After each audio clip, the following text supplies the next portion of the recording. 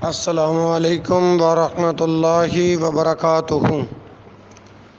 الحمد للہ الذی ہدانا للاسلام وآتانا من امرنا رشدا والذی لم یتخذ صاحبۃ ولا ولدا ولم یکن لہ شریک ولی من الذل وکبروا تکبیرا تکبیرا۔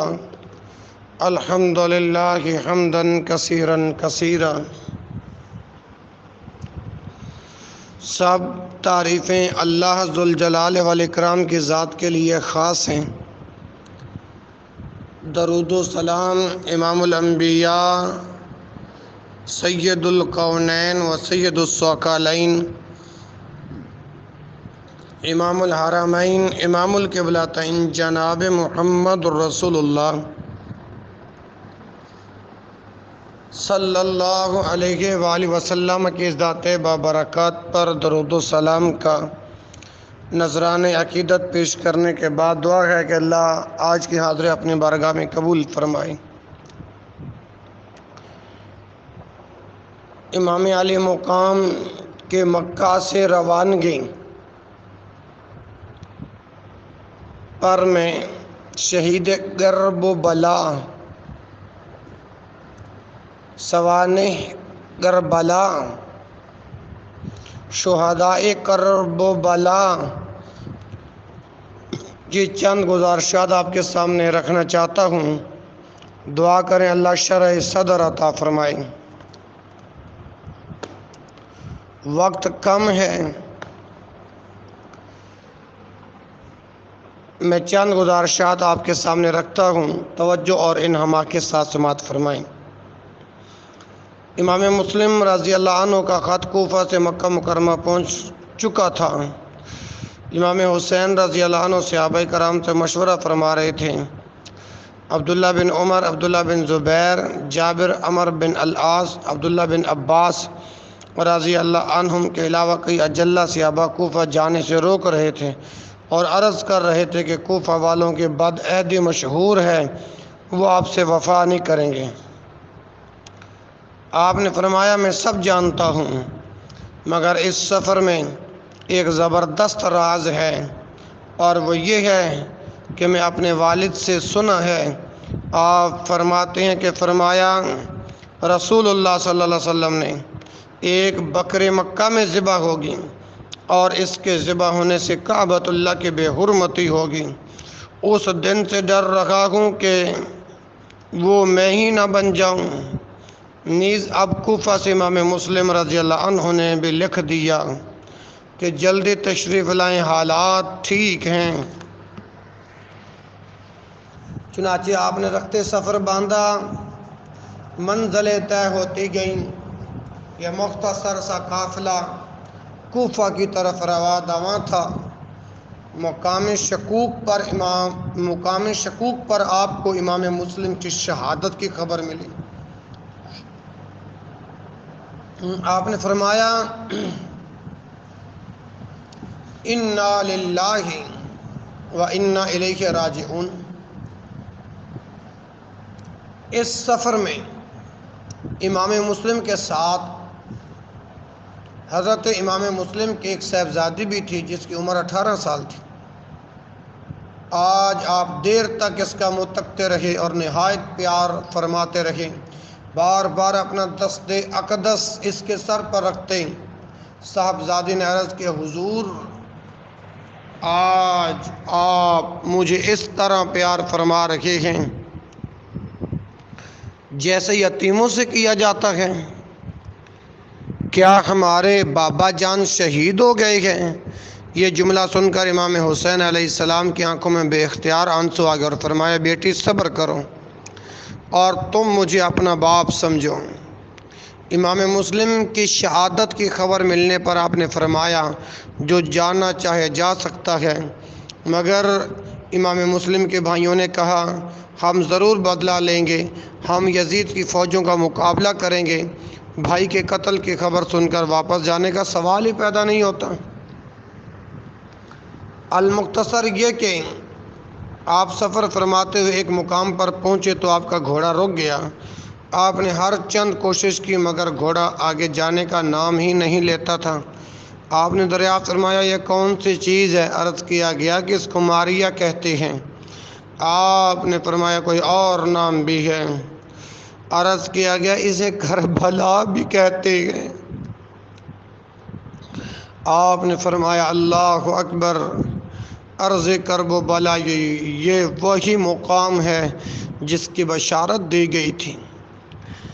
اس میدان میں پہنچنے سے پہلے جب راستے میں حر بن یزید ریاحی لشکر لے کر آپ کے سامنے آیا تو نماز ظہر کے بعد امام حسین علیہ السلام نے اس سفر میں پہلی تقریر فرمائی، لوگوں میں خود نہیں آیا، مجھے تمہارے خطوط اور قاصد لائے ہیں۔ تم نے کہا تھا کہ ہمارا کوئی امام نہیں، آپ آئیے کہ آپ کے ذریعے خدا ہمیں سیدھی راہ پر لگا دے گا۔ لوگوں اگر تم خدا سے ڈرو اور حقداروں کا حق پہچانو تو یہ خدا کی رضا کا موجب ہوگا۔ رسول خدا نے فرمایا کہ جس نے محرمات الہیہ کو حلال کرنے والے، خدا کے عہد کو توڑنے والے، سنت رسول کے مخالف، خدا کے بندوں پر زیادتی کرنے والے بادشاہ کو دیکھا اور اس کو قولاً یا عملاً غیرت نہ آئی تو خدا کو حق ہے کہ وہ اس کو دوزخ میں داخل کرے۔ لوگوں خبردار ہو جاؤ، اس نے شیطان کی اطاعت اختیار کی ہے اور رحمان کی اطاعت چھوڑ دی ہے۔ ملک میں فساد پھیلایا گیا، حدود الہیہ کو معطل کر دیا گیا، خدا کے حرام کو حلال اور حلال کو حرام کر رکھا گیا۔ اس لیے مجھے غیرت آنے کا زیادہ حق ہے۔ میں علی اور بنت رسول کا بیٹا حسین ہوں، میری ذات تم لوگوں کے لیے نمونہ گئی۔ اگر تم عہد توڑ کر میری بیعت کا حلقہ اپنے گردن سے نکال ڈالو گے تو مجھے اپنی جان کی قسم یہ بھی تم سے بعید نہیں، جو عہد شکنی کرتا ہے وہ گویا اپنے آپ کو دھوکہ دیتا ہے۔ ان قریب خدا مجھ کو تمہاری امداد سے بے نیاز کر دے گا۔ ابن اسیر جلد نمبر 4 سے پڑھ رہا ہوں۔ حر نے کہا اگر آپ ہمارے ساتھ جنگ کریں گے تو قتل ہو جائیں گے۔ آپ نے فرمایا سأمضی وما بالموت عار علی الفتى اذا ما نوى خیرا وجاہد مسلما۔ میں بڑھتا جاؤں گا کیونکہ ایک جوان کے لیے موت کوئی عار نہیں جب اس کا ارادہ نیک اور وہ سچا مسلمان ہو۔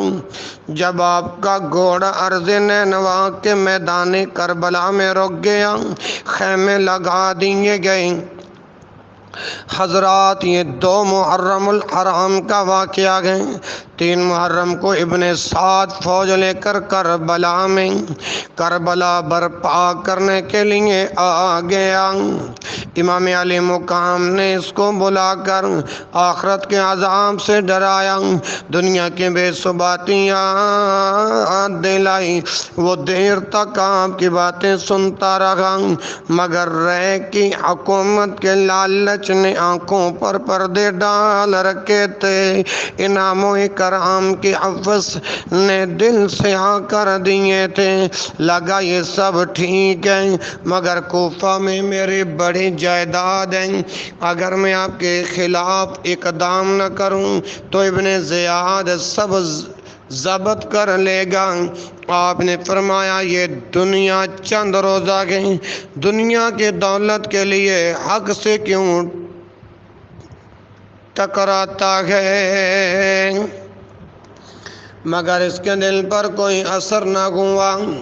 شمر ذی الجوشن نے ابن زیاد کو لکھا کہ ابن سعد بلا وجہ گفتگوؤں کو طول دے کر وقت ضائع کر رکھا گئی اور ہر روز حسین سے ملاقات کر رکھا گئی۔ ابن زیاد نے عمر بن سعد کو لکھا کہ میں نے تجھے اس لیے نہیں بھیجا کہ ڈھیل دیتے جاؤں اور حسین کی طرف سے وکیل بن کر اس کی سلامتی چاہوں، تم حسین اور اس کے ساتھیوں کو میرا حکم ماننے کے لیے کہو، اگر مان جائیں تو ہمارے پاس بھیج دو ورنہ فوراً حملہ کر دو، اگر یہ کام تم سے نہ ہو سکے تو فوج شمر کو دے دو، وہ خود میرے آرڈر کی تعمیل کرے گا۔ طبرانی جلد نمبر 7، ابن اسیر جلد نمبر 4 کے اندر میں نے پڑھا کہ اس حکم کے بعد ابن سعد ہاشمی مسافروں پر آخری وار کرنے کے لیے تیار ہو گیا۔ شمر خیموں کے پاس آیا، عباس اور ان کے بھائیوں سے کہا چونکہ میں تمہارا ماموں ہوں اس لیے عذرائے قرابت میں تمہیں امان دیتا ہوں۔ انہوں نے جواب میں کہا ہم تجھ پر اور تیری امان پر لعنت بھیجتے ہیں، اگر تجھے حق قرابت ملحوظ ہوتا تو ہمیں امان دیتا اور ابن رسول کو نہ دیتا۔ امام حسین رضی اللہ عنہ نے ابن سعد کے سامنے 3 باتیں پیش فرمائیں۔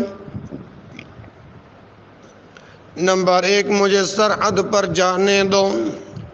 نمبر 2، یزید کے پاس پہنچنے دو تاکہ اس سے براہ راست بات چیت کر سکوں۔ تیسری بات، مجھے واپس حجاز جانے دو۔ ان تینوں باتوں میں سے کوئی بات بھی انہوں نے قبول نہ کی اور برابر یزید کی بیعت کا مطالبہ کرتے رہے۔ اللہ اکبر اللہ۔ بعض لوگ کہتے ہیں کہ میدان کربلا میں امام حسین رضی اللہ عنہ نے یزید کے ہاتھ پر بیعت کرنے کا وعدہ کر لیا تھا، مگر یہ بات سچی ہے کہ امام حسین نے بیعت کرنے کا وعدہ کر لیا تھا تو پھر معرکہ غرب و بلا کا سوال ہی پیدا نہیں ہوتا، کیونکہ ان کا تو مطالبہ یہی تھا کہ بیعت کر لو، اگر بیعت کر لی تو پھر جنگ کی نوبت کیوں آئی؟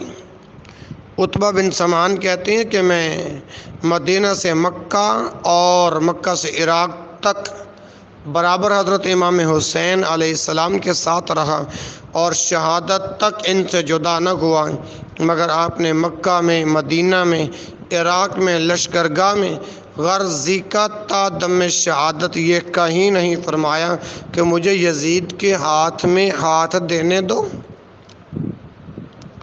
وقت گزرتا گیا، ابن زیاد کوفہ سے سخت آرڈر بھیجتا رہا۔ ایک وقت آیا جب فرات کی لہروں پر بھی پیریں بٹھا دیے گئے، نہر سے ہر چیز پانی پی سکتی ہے مگر زہرا کا لال مصطفیٰ کا نور نظر ایک چلو بھر پانی نہیں لے سکتا۔ خاک ہو جا خشک ہو کر خاک میں مل جا فرات، خاک تجھ پر دیکھ تو سوکھی زبان اہل بیت، بے اجازت جن کے گھر میں جبریل آتے نہیں، قدر والے جانتے ہیں قدر و شان اہل بیت۔ حضرات ذی وقار 9 محرم کو ابن سعد جنگ کی وارننگ دے چکا تھا۔ آپ نے فرمایا یہ رات گزر جانے دو، کل دیکھا جائے گا۔ رات کی تاریکی چھا رہی تھی۔ امام علی مقام نے اپنے رفقا اور اعزا کو جمع کر کے فرمایا میں تم لوگوں کو بخوشی اجازت دیتا ہوں، میری طرف سے کوئی ملامت نہ ہوگی۔ رات ہو چکی ہے، ایک ایک اونٹ لو، خدا تم سب کو جزائے خیر دے۔ تم لوگ اپنے اپنے شہروں اور دیہاتوں میں چلے جاؤ یہاں تک کہ خدا یہ مصیبت آسان کر دے۔ یہ اس لیے کہہ رہا ہوں کہ لوگ مجھے ہی تلاش کریں گے، میرے بعد کسی کو تلاش نہ ہوگی۔ حضرات ذی وقار مسلم بن عقیل کے بھائیوں نے کہا خدا کی قسم ہم ہرگز ایسا نہیں کر سکتے، ہم جان و مال اور اہل و عیال سب کچھ آپ پر قربان کر دیں گے، آپ کی قیادت میں لڑیں گے، جو انجام آپ کا ہوگا وہی ہمارا ہوگا، آپ کے بعد جینا بیکار ہے۔ سعد بن عبداللہ حنفی نے کہا اگر مجھ کو یہ بھی یقین ہو کہ میں 70 مرتبہ قتل کیا جاؤں گا اور ہر مرتبہ زندہ کر کے میری خاک ہوا میں اڑا دی جائے گی تو بھی آپ کا ساتھ نہ چھوڑوں گا۔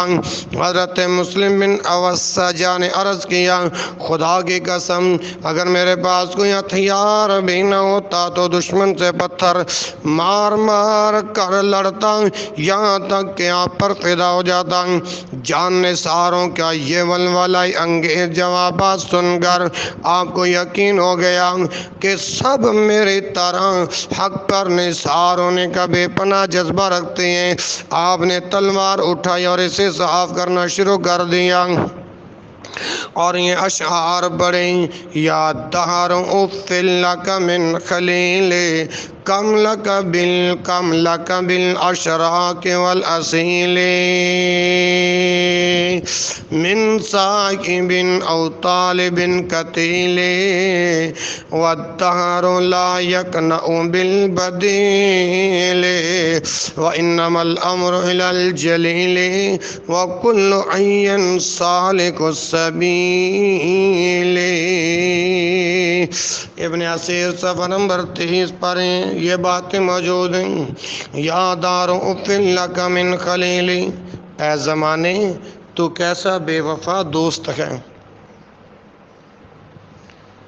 ہر صبح اور ہر شام تیرے ہاتھوں کتنے مارے جاتے ہیں اور یہ زمانہ کسی سے عوض قبول نہیں کرتا، اور دراصل سارا معاملہ تو خدائے جلیل کے ہاتھ میں ہے۔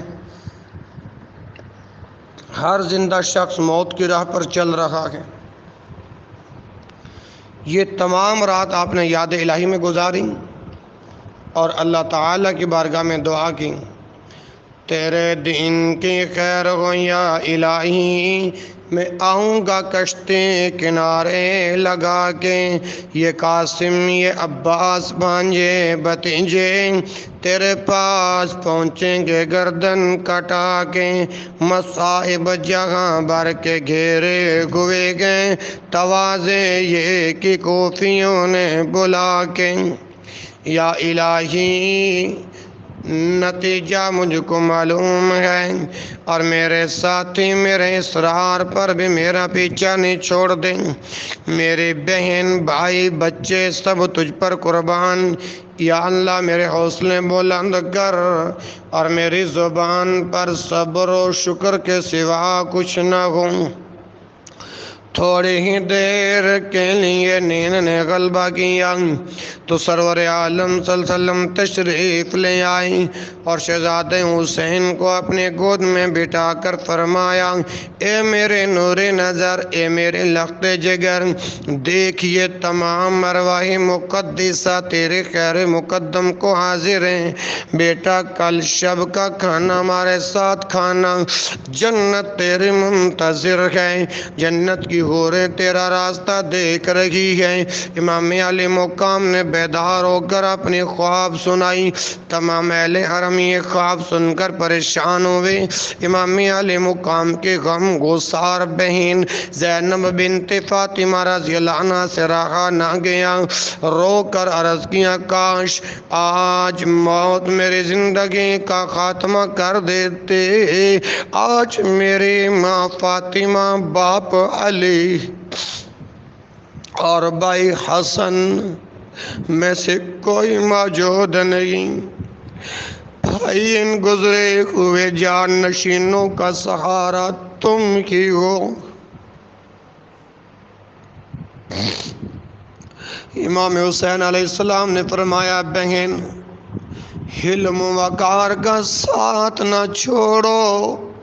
حضرت زینب نے عرض کیا میں آپ کے بدلے اپنی جان دینا چاہتی ہوں، پھر آپ شدت گریہ سے بے ہوش ہو گئیں۔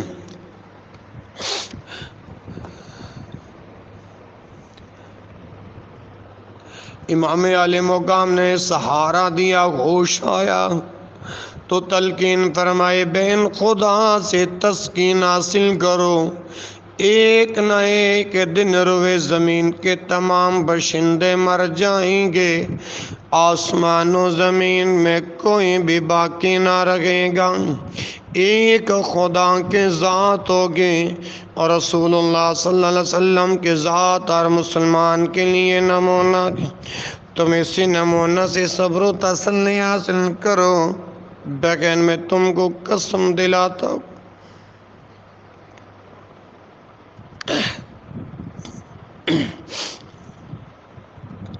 کہ میں جب شہید ہو جاؤں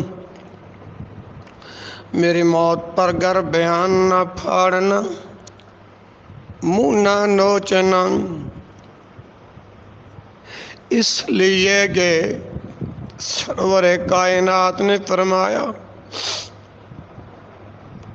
لیس منا من ضرب الخدود وشق الجیوب ودعا بدعوی الجاہلیہ، جس نے رخسار بیٹے گر بیان چاہ کیا اور جہالت کے جملے زبان سے نکالے، وہ ہم میں سے نہیں۔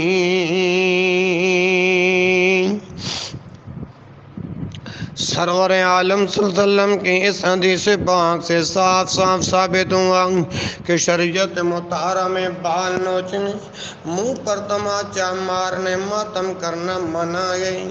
جعفر بن سلیمان کہتے ہیں میں محرم کی 10ویں تاریخ کو آل حیدر کے خیموں میں گیا، ایک خیمے میں مدھم شعاعیں نظر آ رہی تھی، میں نے جان کر دیکھا کہ قرآن کریم کھلا ہوا ہے اور امام حسین نے آیت سود سے تلاوت فرما رکھے ہیں اور آنکھوں سے آنسو بہہ رکھے ہیں۔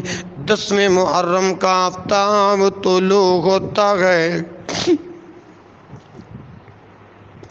حضرات امام علی مقام اور ان کے تمام ساتھی اور اہل بیت 3 دن کے بھوکے اور پیاسے ہیں، پانی کا قطرہ بھی میسر نہیں آیا، کھانے کا ایک لقمہ بھی حلق سے نیچے نہیں اترا، بے وطنی ہے، دھوپ کی تمازت ہے، گرم ریت اور گرم ہوائیں، ان سب چیزوں نے نڈھال کر دیا ہوگا۔ ان بھوکے پیاسے شیروں کے مختصر ترین لشکر کو امام علی مقام ترتیب دے رہے تھے۔ یہ لشکر 91 افراد پر مشتمل تھا، جس میں 19 اہل بیت کرام اور 72 باقی جانثار تھے، جن کے اسماء مبارکہ بھی عرض کر دیتا ہوں۔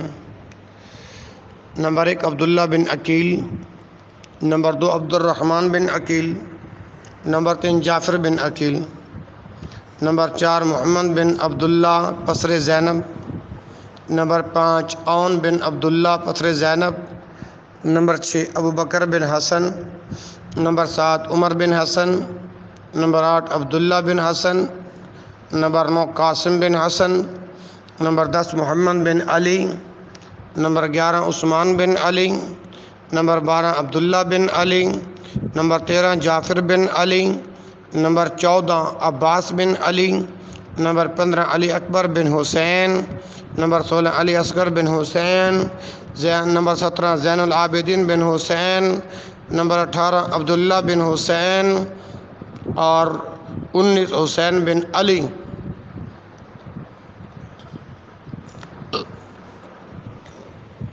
رضی اللہ تعالی عنہ اجمعین۔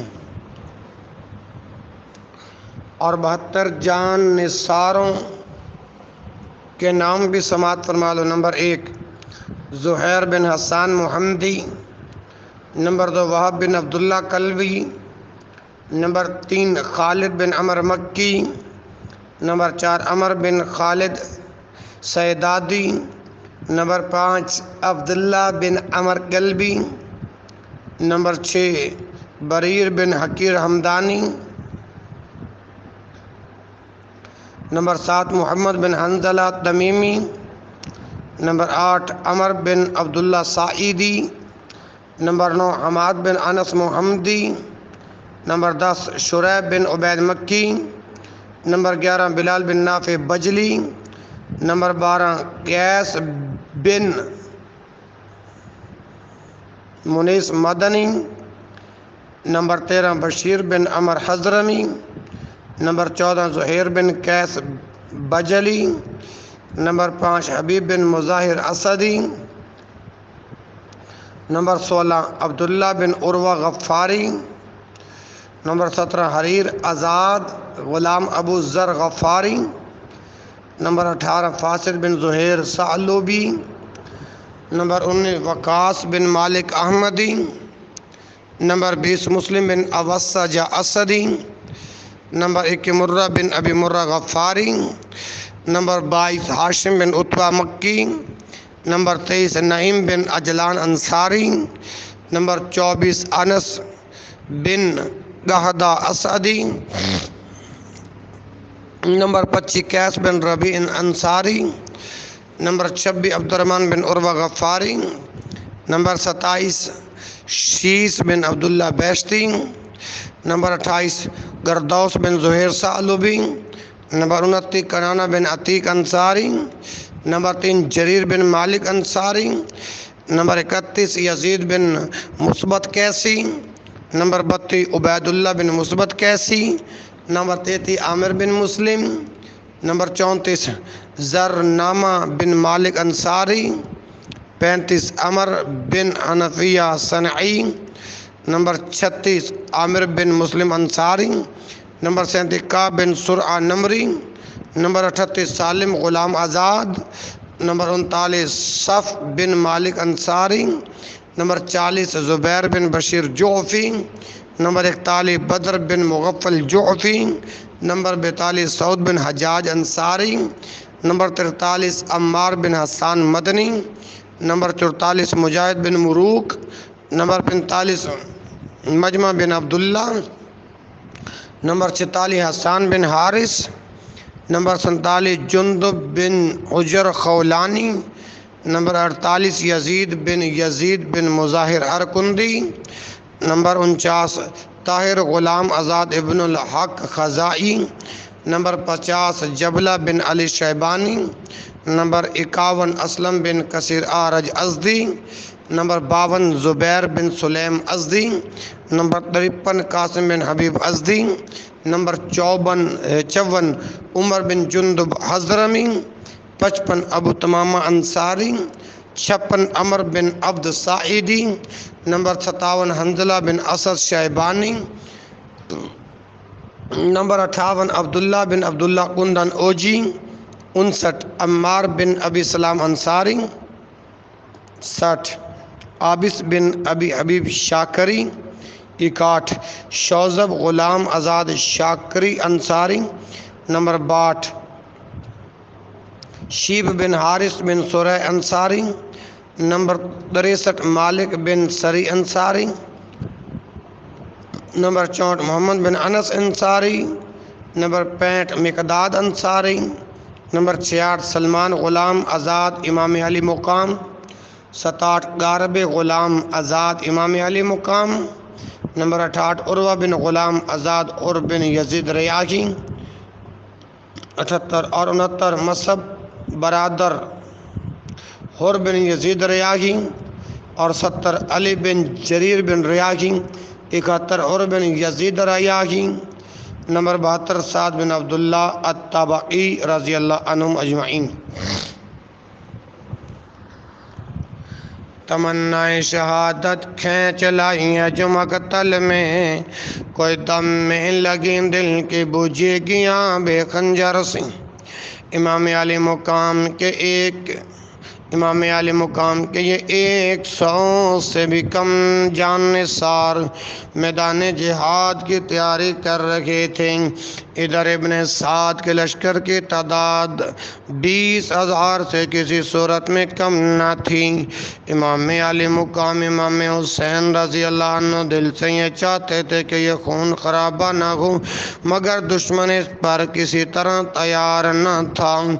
جب آپ نے دیکھا کہ یہ لوگ کسی طرح بھی ٹلنے والے نہیں، ہٹنے والے نہیں، تو آپ نے اتمام حجت کے لیے ابن سعد کے لشکر کے قریب تشریف لے گئے اور خطبہ دیا ہے: عراق والوں، تم خوب جانتے ہو میں نواسہ رسول ہوں، فرزند بطول ہوں، دل بند علی المرتضیٰ ہوں، برادر حسن مجتبیٰ ہوں، خون ناحق حرام ہے۔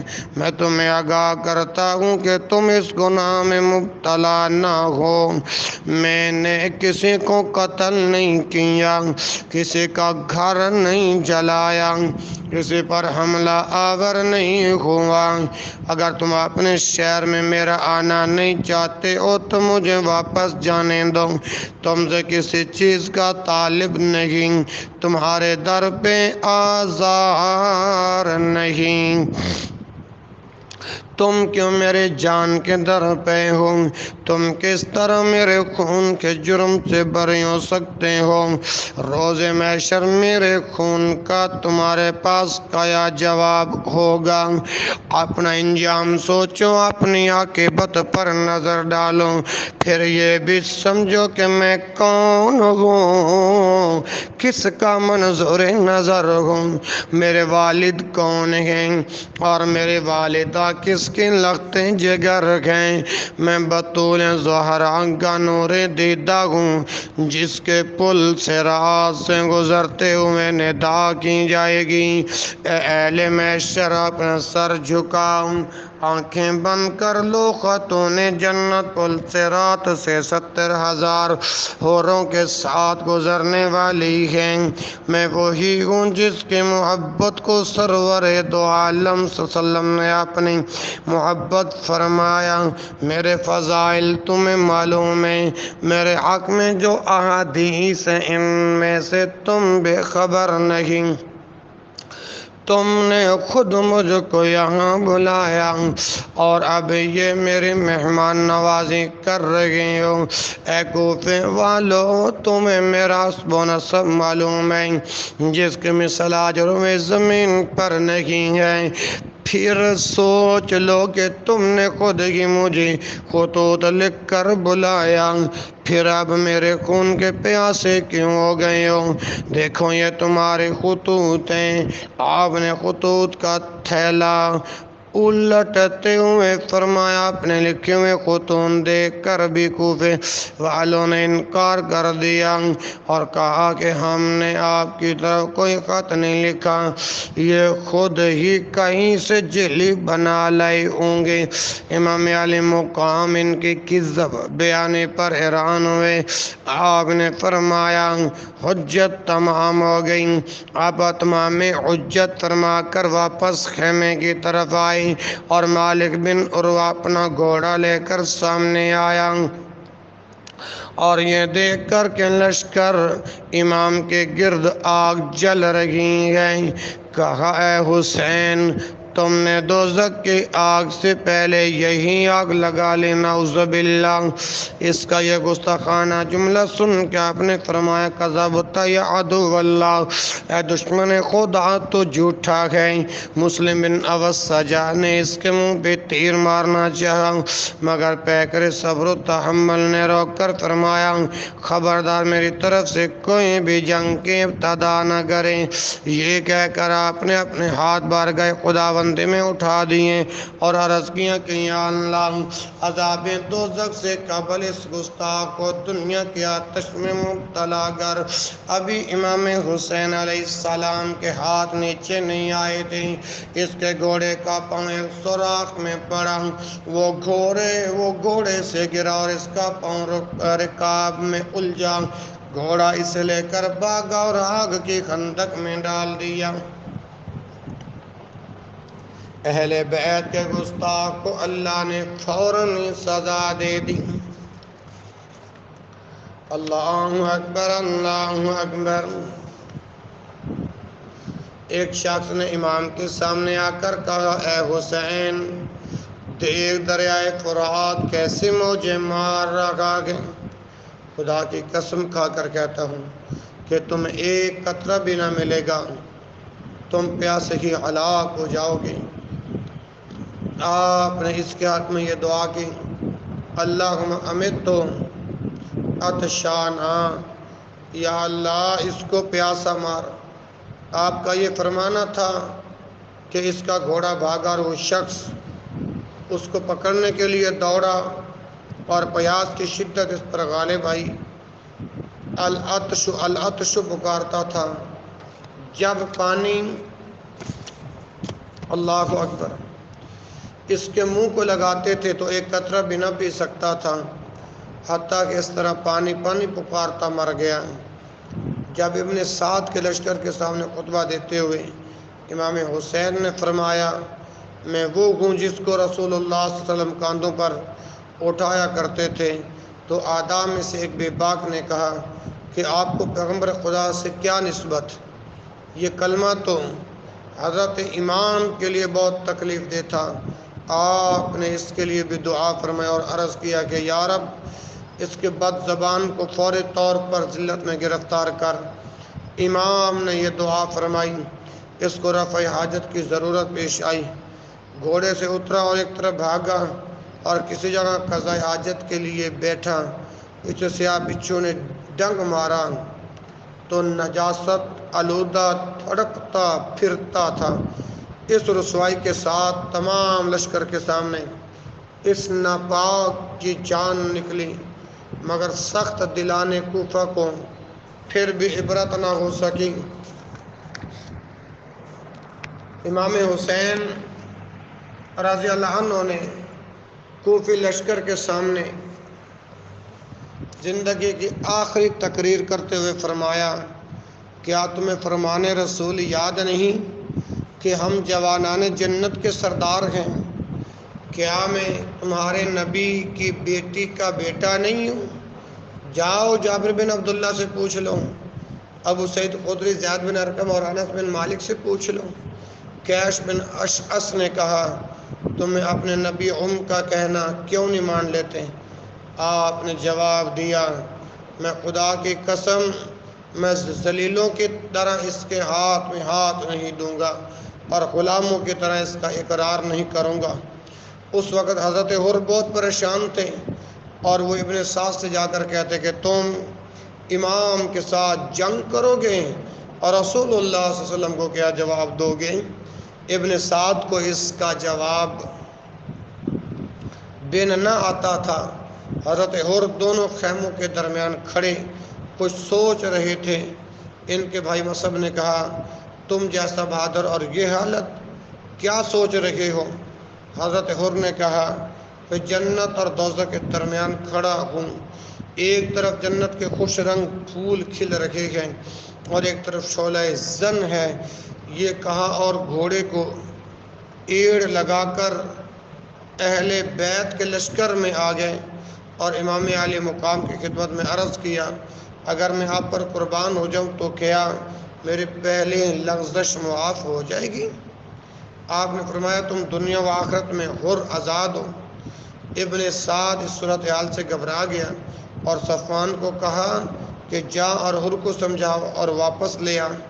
صفوان نے آ کر حضرت حر سے کہا، تم مرد دنا ہو، عاقل ہو، امیر الشام یزید کی رفاقت چھوڑ کر حسین کی طرف کیوں آ گئی ہو؟ واپس چلو، حسین کو بھی چاہیے کہ وہ ہمارے امیر کی بیعت کر لیں۔ تو حضرت حر نے کیا کہا؟ اللہ، تو کیا ہے اور کیا ہے تیرا وہ امیر شام، کرتے ہیں بادشاہ کا کہیں بیعت غلام، تو بھی نمک حرام ہے، وہ بھی نمک حرام۔ او بے ادب یزید کجا اور کجا امام، دوزخ سے دور رہتے ہیں ساکن بہشت کے، کعبہ کبھی جھکا نہیں آگے کنشت کے، کیوں چھوڑ کے دین فوج میں گمراہ کے آؤں، حاکم کو انساؤں میں محمد کو رلاؤں، کیا حاکم دنیا کا تو احساس کروں میں، اور زہرا کے رونے کا نہ کچھ پاس کروں میں۔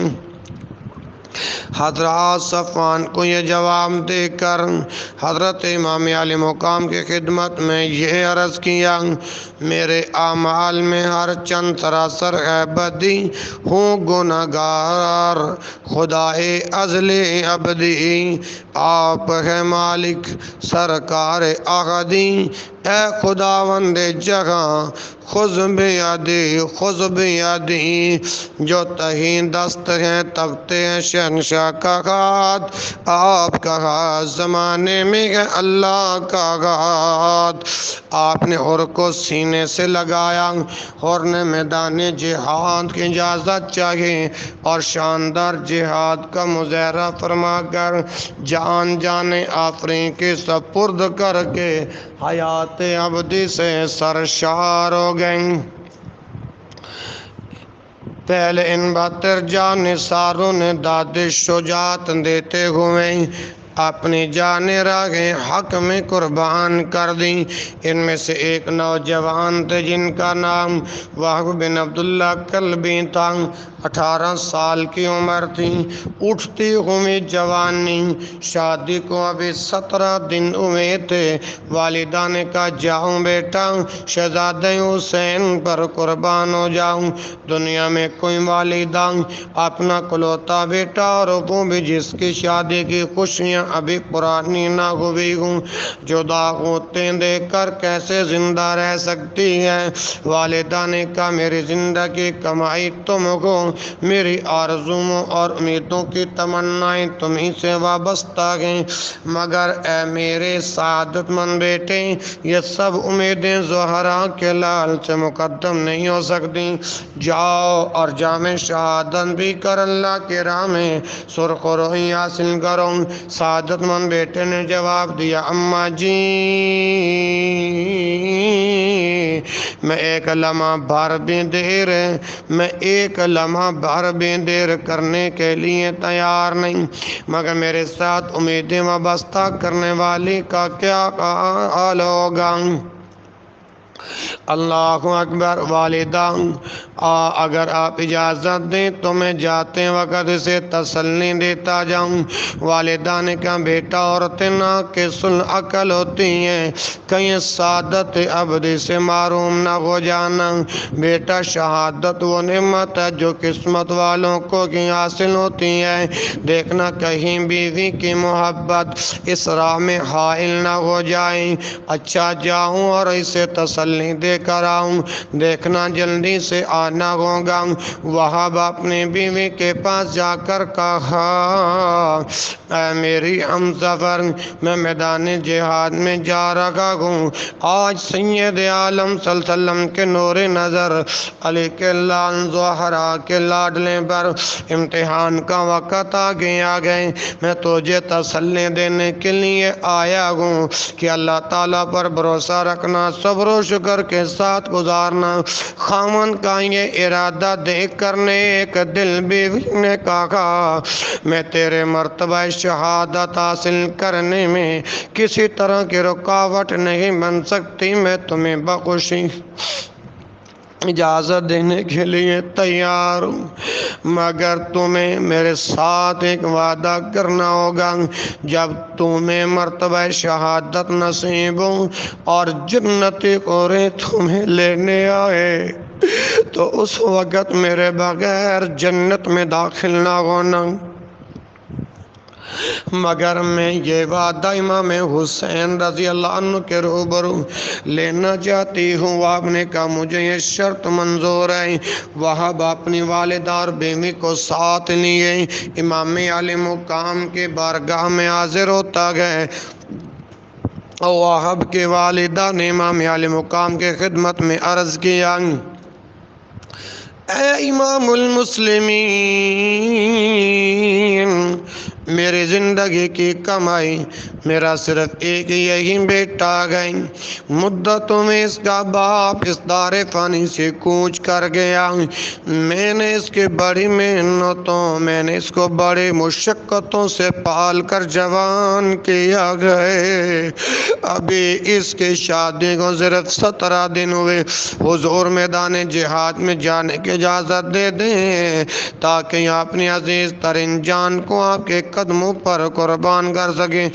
آپ نے بخوشی قبول فرما کر وہاب کی بیوی کے سر پر ہاتھ پھیرتے ہوئے فرمایا، تیرا شوہر ابھی ابھی دیدار الہی سے مشرف ہونے والا ہے۔ حوض کوثر کے جام پلانے کے لیے جنت کی حوریں تیار کھڑی ہیں۔ بیٹی آج تیری قسمت پر جنت کی حوریں رشک کر رہی ہیں۔ اللہ اکبر، اللہ اکبر۔ تم ایک مجاہد اور غازی کی بیوی ہو۔ حضرت امام کے یہ تسلی بخش الفاظ سن کر نیک دل خاتون کی آنکھوں میں آنسو آ گئے۔ اس نے بھرائی ہوئی آواز میں عرض کیا، حضور مجھے ان سب باتوں پر ناز ہے، مگر میں اس شرط کے ساتھ میدان جنگ میں جانے کی اجازت دے سکتی ہوں کہ میرے بغیر جنت میں داخل نہ ہونا۔ میں یہ وعدہ حضور کے روبرو لینا چاہتی ہوں، اور اس کے بعد حضور مجھے موقع دیں کہ میں باقی زندگی اہل بیت کی خدمت میں گزار دوں۔ امام علی مقام کے روبرو وہاب نے دست بدست عرض کیا، اے ابن رسول، مجھے اپنی بیوی کی یہ شرط منظور ہے کہ میں اس کے بغیر جنت میں داخل نہیں ہوں گا، اور میرے بعد حضور اپنی خادماؤں میں منظور فرمائیں۔ وہاب سر پر خود پہنے، جسم پر زرہ زیب کی ایک ہاتھ میں نیزہ اور دوسرے میں ڈھال لے کر دشمنوں کے سامنے آیا اور گرج کر کہا، امیر حسین و نعم الامیر، لہ لمعۃ کالسراج المنیر۔ یہ رجز پڑھنے کے بعد کہا، حل من مبعثر، ہے کوئی مقابلے میں آنے والا؟ اس نوجوان کی ہیبت کو دیکھ کر دشمنوں کے دل دہل گئے۔ آپ دیر تک مقابل طلب کرتے رہیں، مگر لشکر اعداء میں سے کسی کو سامنے آنے کی جرت نہ ہوئی۔ آخر ابن سعد نے اپنی فوج سے کہا، کیا اس چھوٹے سے بچے کا مقابلہ کرنے کے لیے میری فوج میں کوئی بہادر نہیں ہے؟ غیرت سے ڈوب کر مرتے کیوں نہیں؟ ایک معمولی سا لڑکا مقابل طلب کرتا ہے، کوئی سامنے جانے کا نام نہیں لیتا۔ کیا صبح کیا سب بزدل ہو گئے ہو؟ ابن سعد کا یہ تانا موقم بن طفیل برداشت نہ کر سکا اور گھوڑا دوڑاتا ہوا مقابلہ میں آ گیا۔ اس نے آتے ہی وہاب پر نیزے کا وار کیا۔ وہاب نے اس کا نیزہ پکڑ کر اس زور سے کھینچا کہ وہ گھوڑے سے گر گیا۔ وہاب کی تلوار بجلی کی طرح اٹھی اور ایک ہی وار میں اسے واصل جہنم کر دیا۔ وہاب تلوار کے کچھ ایسے جوہر دکھا رہے تھے کہ جو بھی سامنے آتا ایک ہی وار میں ٹکڑے کر دیا جاتا۔ 20 کو قتل کر کے وہاب نے اپنے گھوڑے کی بانگ خیمے کی طرف موڑ دی۔ بیوی ٹک ٹک باندھ کر دیکھ رہی تھی، والدہ کامیابیوں کے لیے دعائیں مانگ رہی تھی۔ احباب زیوگار وہاب نے گھوڑے سے اتر کر اپنی والدہ سے کہا امی جان اب تم مجھ پر راضی ہو گئی ہو؟ والدہ نے کہا بیٹا میں تجھ پر عشر تک راضی ہوں۔ پھر آپ اپنے دلہن کی طرف آئی جو اپنی آنکھوں کے سامنے اپنا سہاگ کو قربان ہوتا دیکھ رہی تھی۔ دیکھا کہ اس کی آنکھوں میں زار زار آنسو ہیں۔ واہب نے فرمایا کیوں روتی ہو؟ کیا تم نے مجھے بخوش اجازت نہ دی تھی؟ ابھی آپ اسے تسلی دے رہے تھے کہ میدان جنگ سے آواز آئی حل من مبازر، ہے کوئی مقابلہ کرنے والا؟ وہ بھی آواز سنتے ہی گھوڑے پر چڑھے اور الوداع کہتے ہوئے میدان جنگ کا رخ فرمایا۔ بیوی کی آنکھوں میں آنسوؤں کا ایک دریا تھا جو بہہ نکلا۔ وہاب گھوڑا دوڑاتا ہوا میدان میں آ گیا۔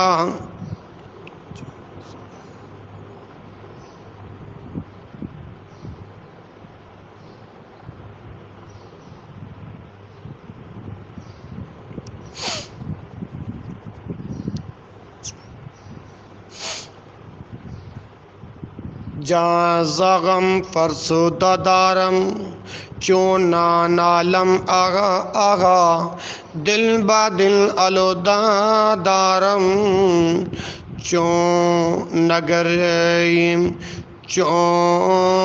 نگریم زار زار۔ وہاب گھوڑا دوڑاتا ہوا میدان میں آ گیا اور آتے ہی ایک ہی بار میں دشمن کا کام تمام کر دیا۔ ابن سعد نے کہا اگر یہی حال رہا تو یہ ایک ہی نوجوان میری فوج کا خاتمہ کر دے گا۔ اللہ اکبر۔ اس نے حکم دیا کہ اس نوجوان پر یک بارگی حملہ کر دیا جائے۔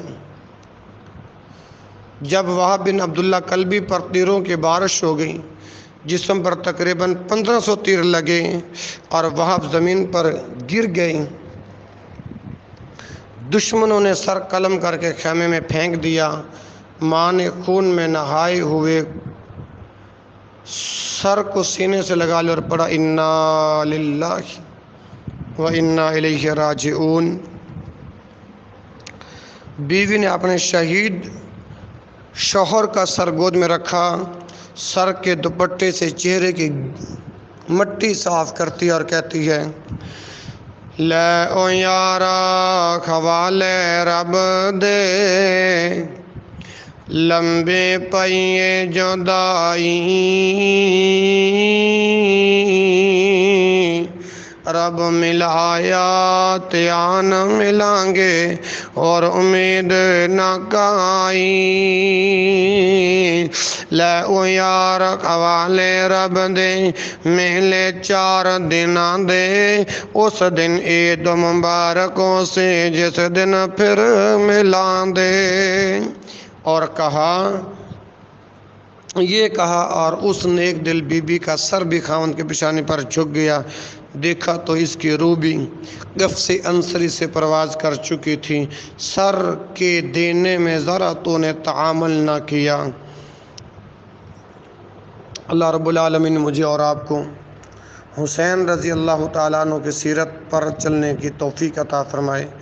وآخر دعوانا الحمد للہ رب العالمین۔